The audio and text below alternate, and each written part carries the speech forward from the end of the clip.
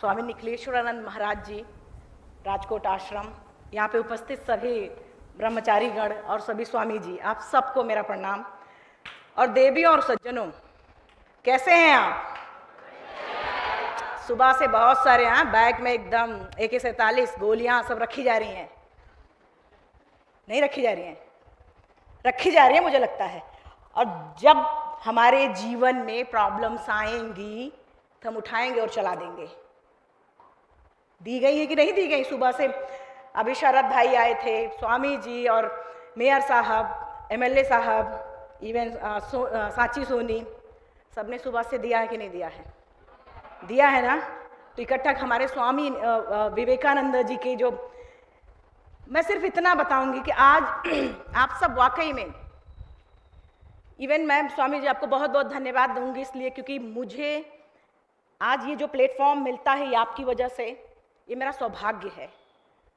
कभी मेरे पिताजी आर्मी में थे और वो बुक्स मेरे घर में थी और मैं बस उनको पढ़ते हुए मैंने देखा है। महाराज जी ने सही कहा कि मुझे सिर्फ स्वामी विवेकानंद जी के बारे में पता था, भगवान परमहंस माँ शारदा के बारे में तो पता भी नहीं था। लेकिन कहते हैं ना कि वो अपने जो उनका प्रिय होता है वो खींच के ले आते हैं। महाराज जी कहते हैं कि मैंने फोटोज रखी, जबकि ऐसा नहीं है। मुझे ऐसा लगता है कि वो मुझे लेकर गए थे एवरेस्ट और ऑल कॉन्टिनेंट्स पे। और आज महाराज जी ने जैसे बहुत सारी चीजें महाराज जी ने बताई है, मैं कुछ और क्या बोलूं। मैं सिर्फ इतना कहना चाहूंगी कि आप युवा हैं और आपके पास करना पूरा ब्लैंक है, अभी पूरा ब्लैंक है, जितना चाहें उतना भर सकते हैं। मैं एक छोटी सी स्वामी जी की वजह से मेरी कैसे जिंदगी बदली है, मैं वो एवरेस्ट के बारे में तो आप सभी जानते हैं, महाराज जी ने ये बताया। मैं अभी रिसेंटली कुछ घटनाएं हुई, मैं पूरी घटना तो नहीं बता सकती, कुछ पर्सनल भी है। महाराज जी शायद आपको बताया भी था मैंने कि जस्ट 2020 की बात है, 2021 की बात है, इसी और साल 2 साल पहले की बात है। मेरे जीवन जैसे एवरेस्ट और दुर्घटना, मेरा ट्रेन एक्सीडेंट हुआ था, उसी तरीके से जीवन में भूचाल आ गया था। शायद आप गूगल वगैरह में जाएंगे तो आपको समझ में भी आ जाएगा मैं क्या कह रही हूं। ऐसा भूचाल आया था, लग रहा था जिंदगी खत्म। जो मैंने एक एक चीजें खुरच के बनाई हैं वो सब चीजें खत्म। और मैं इतना परेशान थी, मुझे कहते हैं ना डिप्रेशन, ये नहीं कह सकते आपकी अरुणिमा सिन्हा ने ये किया है तो वो परेशान नहीं होते, ऐसा कुछ नहीं है भाई। मैं भी परेशान होती हूँ, आपकी तरह मैं भी हूँ। बहुत परेशान हो गई थी मैं, लाइव में बता रही हूँ आपको, इतना परेशान थी मैं। महाराज जी से मैंने फोन किया और महाराज जी से बताया भी वो चीजें, कुछ चीजें। तो मुझे महाराज जी ने भी कहा, शायद हर कोई अपना वो यही कहता कि अरुणिमा कुछ समय के लिए तू हट जा वहां से। पता मैं क्यों नहीं हटी? स्वामी विवेकानंद जी का एक वो स्टोरी है छोटी सी, महाराज जी को सुनाते मैंने सुना भी है और मैंने पढ़ा भी है, तब मुझे समझ नहीं आया था। मैं ईमानदारी से बताऊंगी, बहुत मतलब ऐसा रिलेट नहीं कर पाई थी मैं। लेकिन जब 2021 में मेरे साथ वो घटना घट रही थी कि जब जैसे स्वामी जी कहीं जा रहे थे और बहुत सारे बंदरों ने उनको घेर लिया था, सभी ने पढ़ा होगा वो स्टोरी, है ना? पढ़ा है ना? यस या नो? पढ़ा है ना? तो वो मैं भी वो स्टोरी पढ़ रही थी। महाराज जी ने मुझे बुक्स दी थी कि अरुणिमा पढ़ो, तो मैं वो स्टोरी छोटा सा है वो मैं पढ़ रही थी।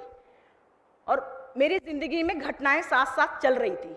जब वो आया है कि बहुत सारे बंदरों ने घेर लिया और अचानक किसी ने कहा रुको और उनका डट के मुकाबला करो और वो भाग जाएंगे। आप यकीन नहीं मानेंगे, जब मैंने पढ़ा मुझे ऐसा लग रहा था उस समय कि ये कोट्स, ये जो थॉट्स दिए गए, ये सिर्फ और सिर्फ मेरे लिए लिखा गया है।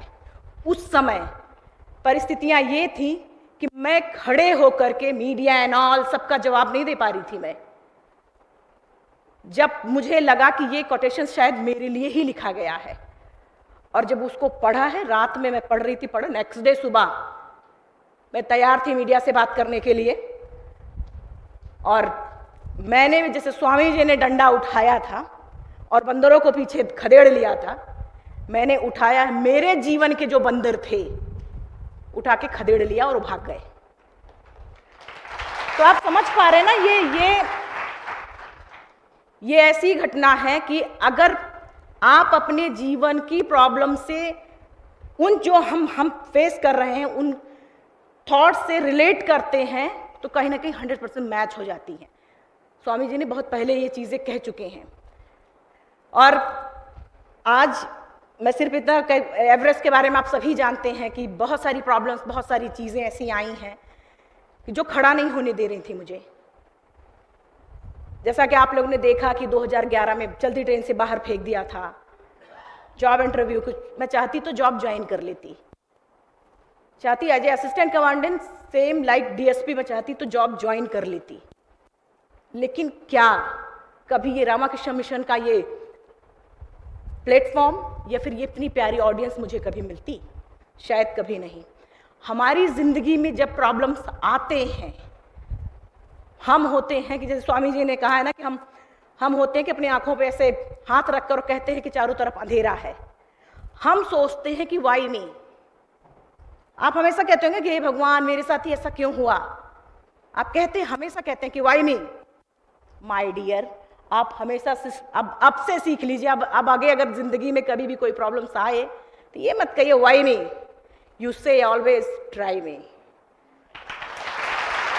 तो बस इतना ये सोच लीजिए कि आप अपने आप भाग जाएंगी। और खैर मैं कुछ घटनाएं बताऊंगी महाराज जी, पूरा शायद मुझे कई बार सुने होंगे लोग कि वो रात ऐसी थी, 6-7 घंटे में ट्रैक पे थी, 4-5 लोगों ने मुझे ट्रेन से बाहर फेंक दिया था। मैंने ऐसे उठने की कोशिश की, मैं उठ के खड़ी नहीं हो पा रही थी। तब मुझे लगा कि शायद मैं उठ क्यों नहीं पा रही। और माइंड कॉन्शियस बहुत अच्छे से काम कर रहा था। मेरे दोनों एल्बो टूट चुके थे, कॉलर बोन ये सब टूट चुका था, फिर भी मेरा दिमाग काम कर रहा था। मैं 7 घंटे ट्रैक पे थी। 49 ट्रेन, महिला आयोग ने जब रिपोर्ट मांगी है तो पता चला 49 ट्रेन अप डाउन हो रही थी। तब मुझे लगा कि शायद मैं नहीं उठ पाऊंगी। जब थाई को ऐसे उठा करके देखा तो ब्लड फोर्सफुली निकल रहा था।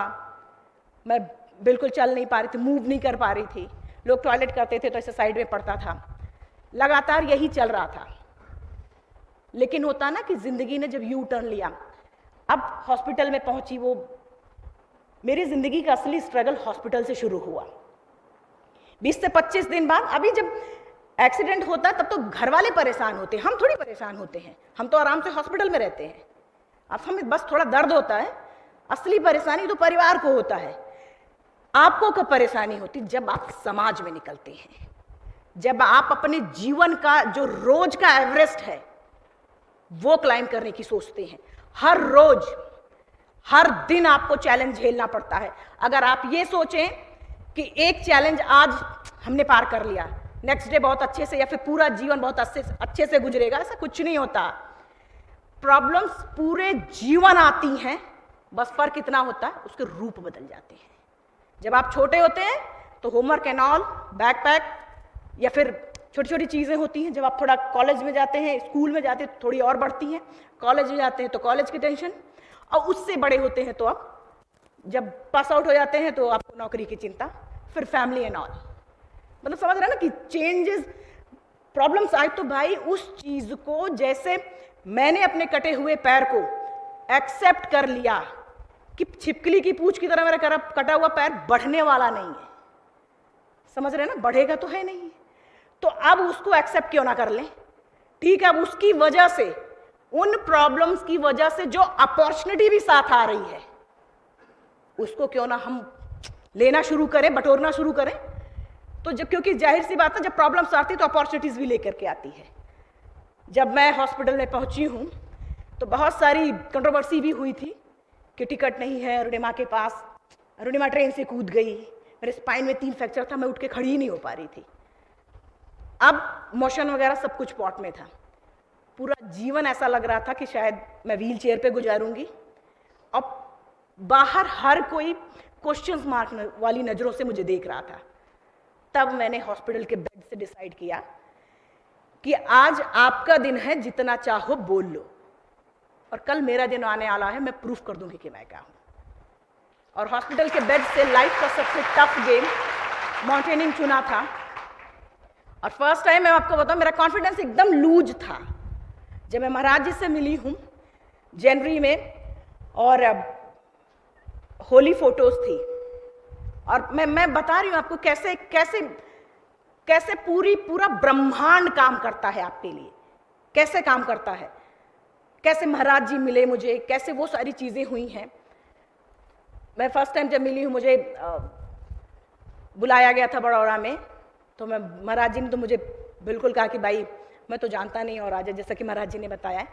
और जब मैं पहली बार मैं आई थी रामकृष्ण मिशन में, और मैं जब बैठी हूँ, आप शायद अपनी मन जो अंतर आत्मा की, उससे जब आप बैठेंगे ना शांति से, तो आपको सब कुछ साफ साफ ऐसे दिखता है। जब मैं बैठी हूँ, जो मेरा मन में उधेड़ बुन चल रहा था कि कैसे होगा क्या होगा, कुछ नहीं था मेरे पास उस समय, मतलब मैं अंधेरे रास्ते पे चल रही थी। और वहां जब बैठी हुई तो सब कुछ ऐसा लग रहा था कि एकदम जैसे क्लीन, एकदम शीशा क्लीन होता ना, वैसे एकदम क्लीन हो गया था। और महाराज जी ने मुझे वो फोटोज दी है। अब महाराज जी किस निस्बत से मुझे दिया वो भी नहीं मुझे पता है, लेकिन मैं आज भी उस फोटो को, वो फोटो तो मैंने एवरेस्ट पर रखा, लेकिन उस फोटो, एक छोटी फोटो आज भी मेरे पर्स में हमेशा रहता है। और मैंने मान लिया था कि अब मैं आपको नहीं ले जाऊंगी, आप मुझे लेके जाएंगे, और ये तय है किसी भी कीमत पे, और मैं मानने वाली नहीं हूं, आप किसी कीमत पे लेके जाएंगे। जिंदगी है तो है, नहीं है तो कोई बात नहीं। और जब स्टार्ट किया है हमने, मैं छोटा एवरेस्ट के बारे में अगर बताऊं तो, जब मैंने स्टार्ट किया एवरेस्ट में 4 कैंप लगते हैं, जगह जगह टेंटेज लगे होते हैं। तो शेरपा जब भी एक बड़े पीक पे जाते, एक लोकल गाइड को लेते हैं। शेरपा ने जब मुझे देखा तो एक पैर प्रोस्थेटिक, दूसरा पैर के अंदर रॉड, तो पहले ही बोल देता था कि नहीं होगा। और भी बीच बीच में कहीं कहीं इतना थक जाते हैं हम कि रुक जाते हैं। तो फ्लैप, मेरा जो बैकपैक होता था, ऑक्सीजन बैग था जिसमें, तो ऐसे जिप होता था, तो मैं हाथ पीछे लेके खोल नहीं पाती थी। शेरपा से कहती कि मेरा एक फोटोज निकाल दे, तो एक बार 2 बार तो उसने निकाल दिया, और फिर मैं रखने के लिए भी उसको बोलती, तो गुस्से में, एक तो हाई एल्टीट्यूड पे परेशानी भी बहुत होती है, बहुत दिक्कतें होती हैं। तो कह रहा तू पागल है क्या, तू बार बार वो फोटो देखती है। तो मैंने कहा तू नहीं समझेगा, ये मेरा एनर्जी कैप्सूल है, समझ रहे ना। तो आपके जीवन का अगर आप बस आप बना के तो देखिए, आप करके देखिए, और वो चीजें तब तक फील नहीं आपको होंगी जब तक आप अंतरात्मा से महसूस नहीं करेंगे। एक जैसे हो तो छोटा बच्चा होता है ना, जब आप उसको ऐसे उछालते हैं तो उसको अपने पिता पे या फिर अपनी माँ पर या फिर जो भी रहता है उसको ऊपर, वो बच्चा पूरी तरीके से भरोसा करता है कि वो मुझे ऐसे पकड़ लेगा।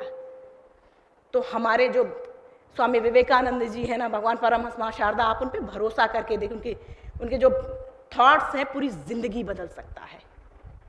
मेरी जिंदगी बदल दिया है एक उस अरुणिमा को, जैसे महाराज जी ने बताया ना कि मूकम करोति पंगोलंघितम, लंगड़ा भी चढ़ सकता है पहाड़ और गूंगा बोल सकता है। एक वो पल था जब मैं चिल्ला चिल्ला करके बोलती थी कि भाई मैंने टिकट लिया है, देख लो, मैं सुसाइड के लिए नहीं गई थी, तो किसी को यकीन ही नहीं था।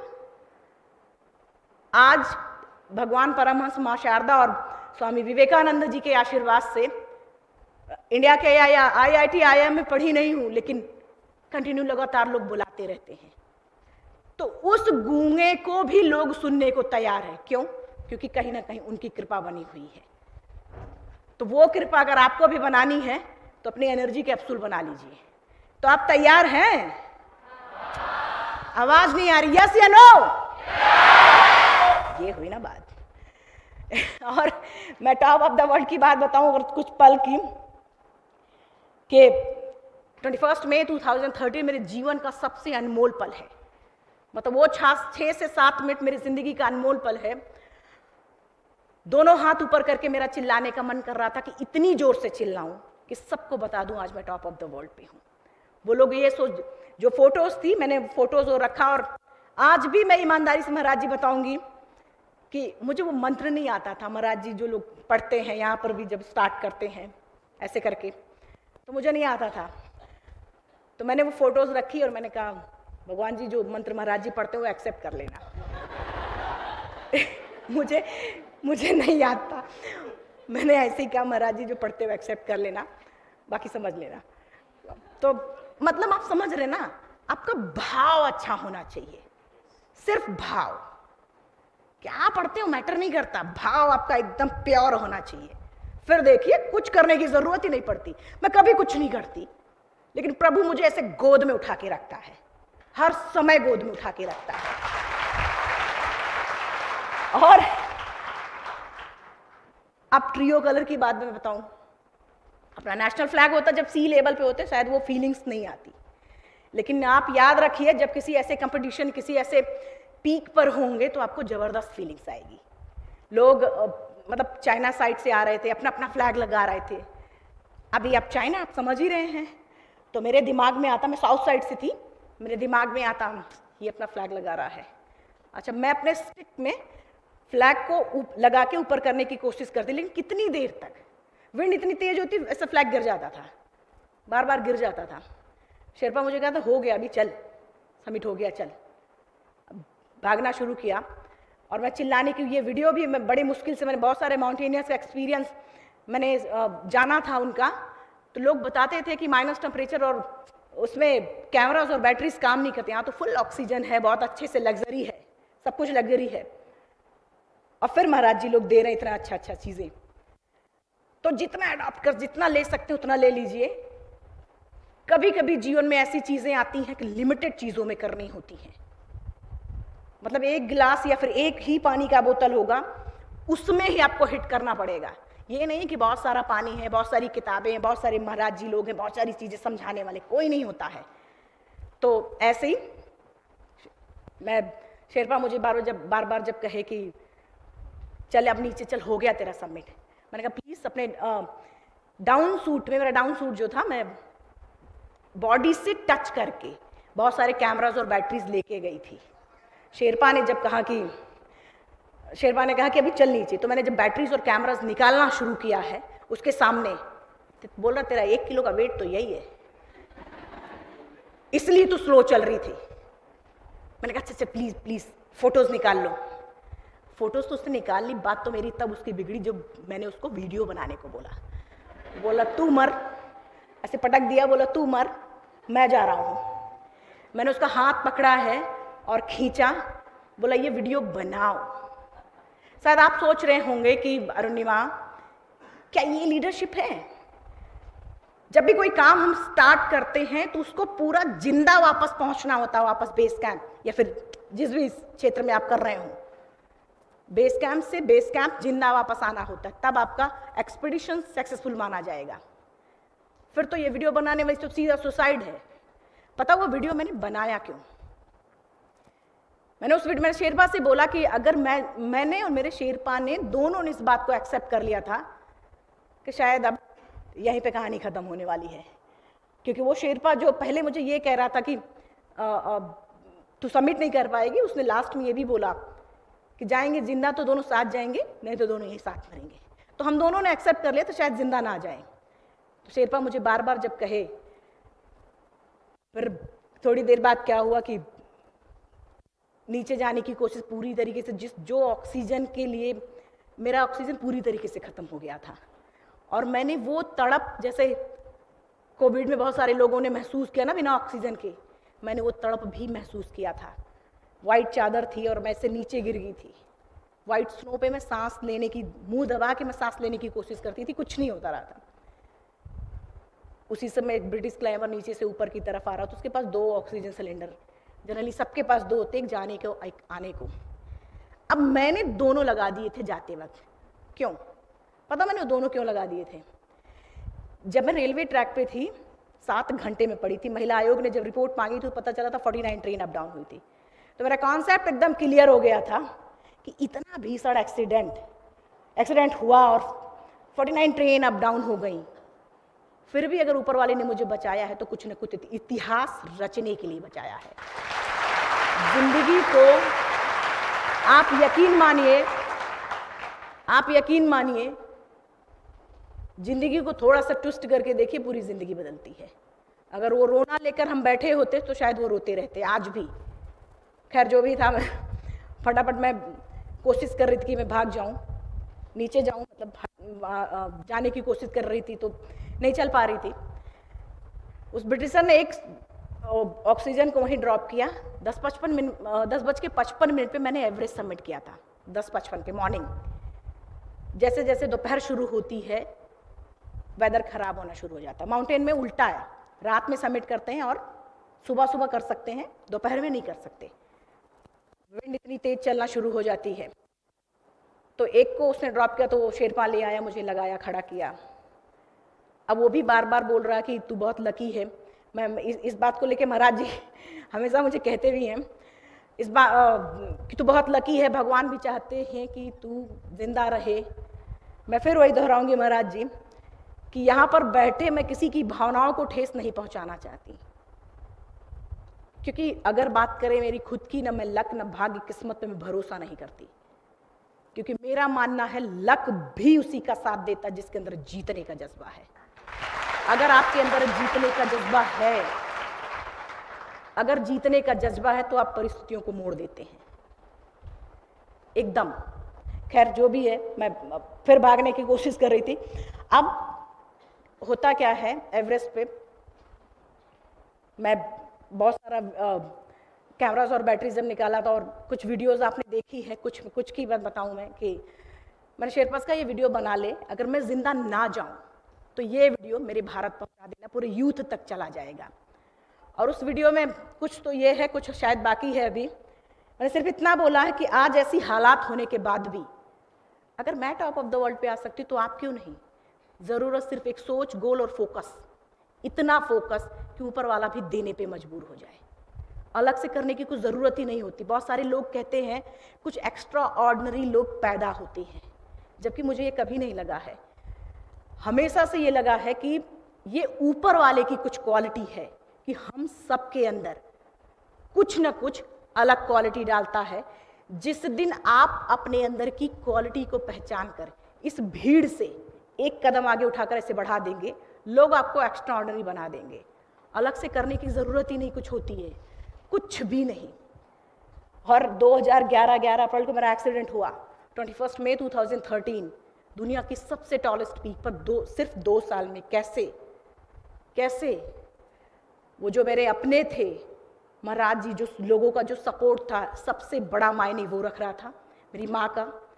और मैं आपको, लोगों को लगता था कि अरुणिमा ने अपने इस गोल को, अपने इस मिशन को अपने पैरों से क्लाइम किया, जबकि सच ये था, जो मेरा गोल था, जो मेरा मिशन था, मैंने अपने पैरों से क्लाइम ही नहीं किया था। जो मेरा गोल था, जो मेरा मिशन था, मैंने अपने दिल से और दिमाग से किया था। कोई भी गोल जब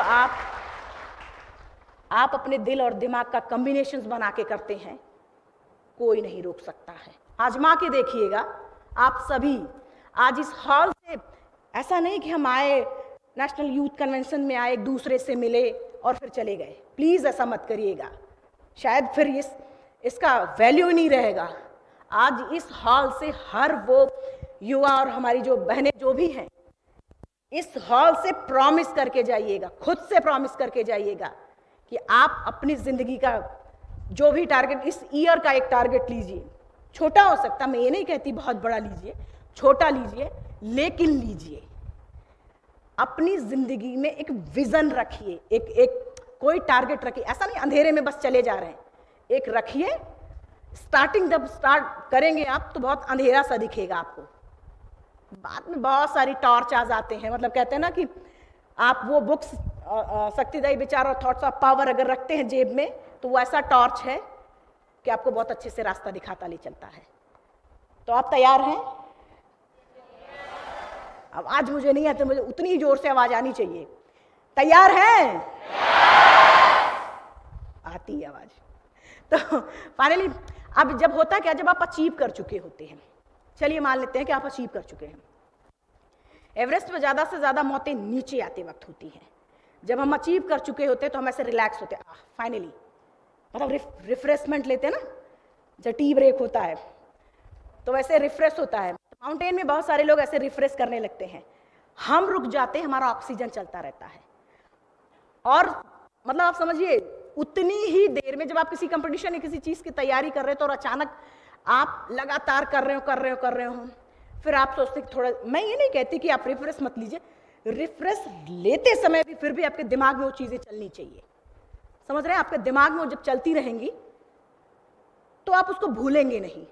और अगर आप थोड़ा सा भी माइंड से उसको किनारे करते, मतलब निकालते हैं, उसी समय आपका ही कंपटीटर होता है कोई, आपके बीच में, आपके बगल बैठकर ही, आपके ही टेक्स्ट बुक एंड ऑल जो भी रहता है, आपका ही उतना ही पढ़ाई करता है और आपको सेकंड पे करता है और फर्स्ट पे होता है ना।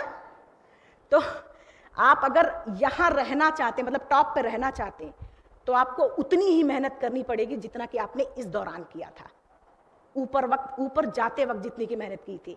इसलिए एवरेस्ट पे बहुत सारे लोगों की मौतें होती, कि होता क्या है, लोग अचीव करके भूल जाते हैं कि हम रुक रहे हैं, हमारा ऑक्सीजन चल रहा है। मैं फटाफट नीचे भागने की कोशिश कर रही थी, अभी खुश थी कि हाँ देश के लिए कुछ किया है।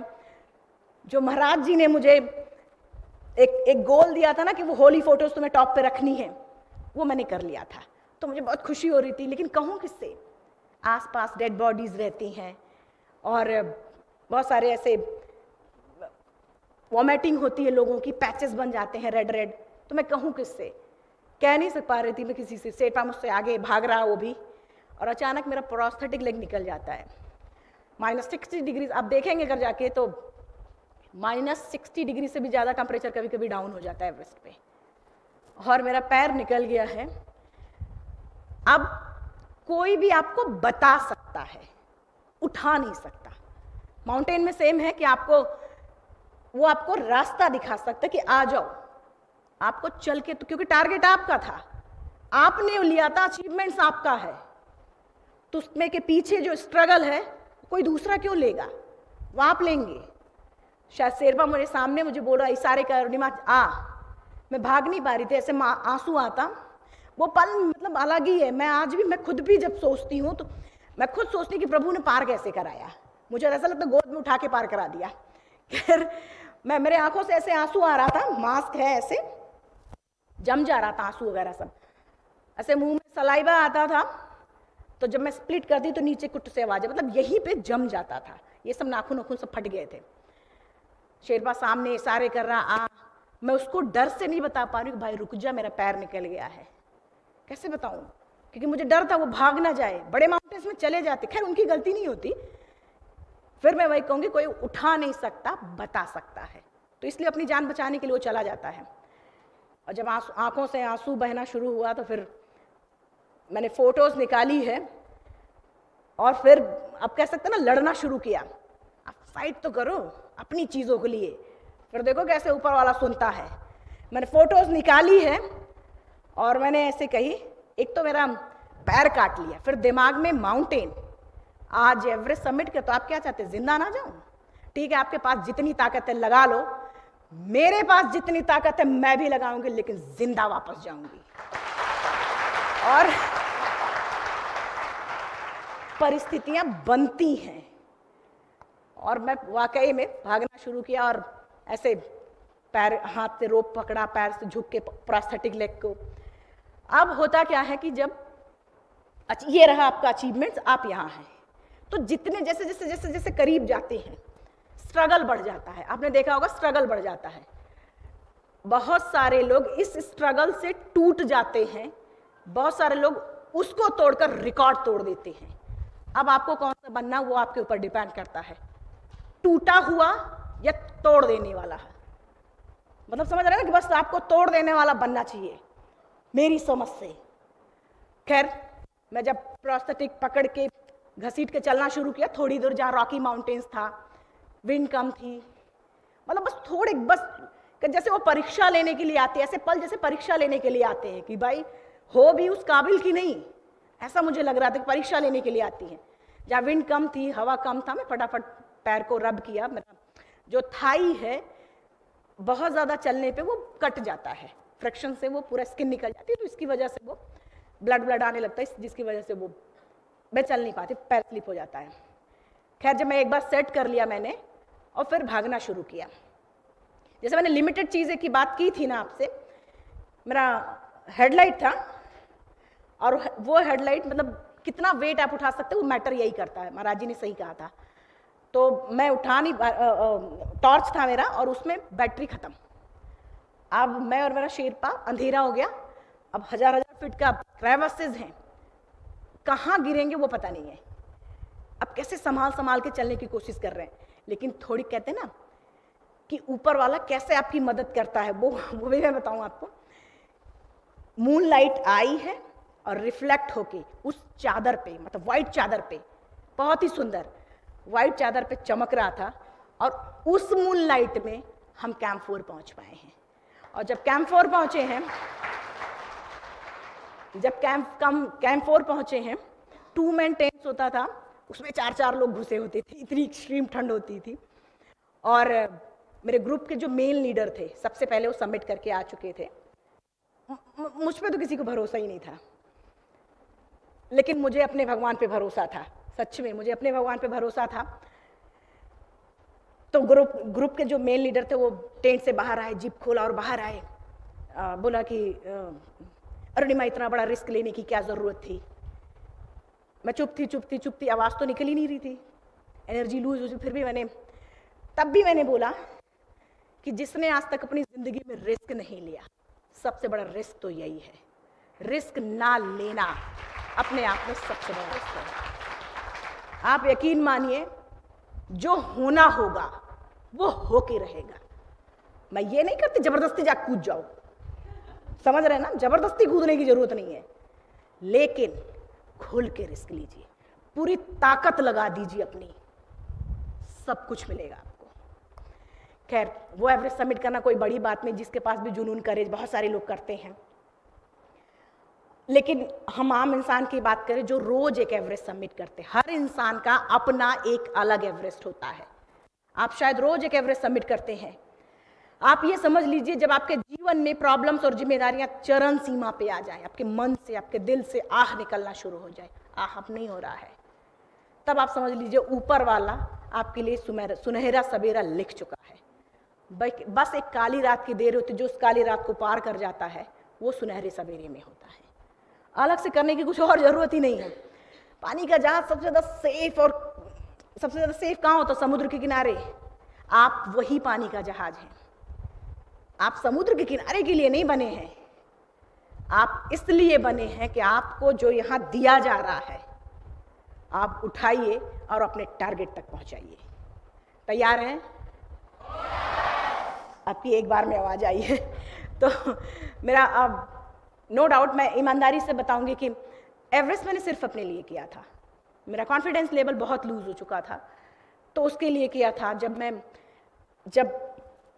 मैं लगातार रामाकृष्ण मिशन बड़ौदा में, लखनऊ में, दिल्ली, हैदराबाद, आपको याद नहीं है मैं बताऊंगी, हर जगह, रांची, तो बहुत सारी जगह में, तो मुझे वो चीज़ें, मतलब समझ रहे ना, कॉन्फिडेंस मिलता गया और लोग इंस्पायर होते थे। मुझे नहीं पता सच में ये सब होने वाला है, बिल्कुल नहीं। मेरा तो जब बस जो था वो था, मुझे नहीं पता, मैंने किसी इस चीज़ के लिए नहीं किया था।